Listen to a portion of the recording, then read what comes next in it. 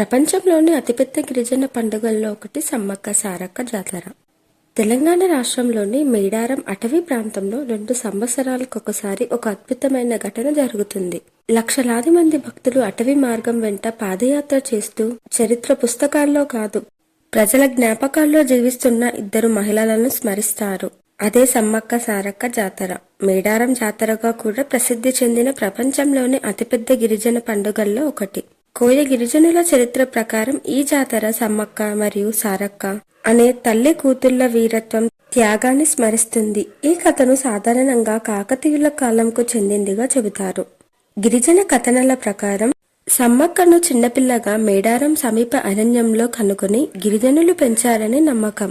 ఆమె తర్వాత నాయకురాలిగా, వైద్యురాలిగా, రక్షకురాలిగా ఎదిగింది. ఆమె పగడిద్దరాజు అనే గిరిజన నాయకుణ్ణి వివాహం చేసుకుంది. వారి పిల్లలు సారక్క మరియు జంపన్న. తీవ్ర కష్టకాలంలో ఆ కాలపు పాలకులు గిరిజనులపై పన్ను విధించారని చరిత్ర చెబుతుంది. దీనిని గిరిజనులు నిరాకరించడంతో ఈ సంఘర్షణ నేటి జంపన్న వాగుగా పిలువబడే ప్రాంతంలో జరిగిందని కథలలో చెప్పబడింది. ఈ కథల్లో సారక్క మరియు జంపన్న యుద్ధంలో మరణించినట్లు, సమ్మక్క తీవ్రంగా గాయపడి చిలకలగుట్ట అరణ్యంలో అదృశ్యమై ప్రకృతిలో విలీనమైపోయినట్లు ప్రజలు నమ్ముతారు. ఆమె అదృశ్యమైన తర్వాత అక్కడ కుంకుమ భరణి ప్రత్యక్షమైందని గిరిజనులలో నమ్మకముంది. భక్తుల దృష్టిలో అది ఒక వస్తువు కాదు, సమ్మక్క యొక్క నిరంతర రక్షణాత్మక ఆశీర్వాదానికి చిహ్నం.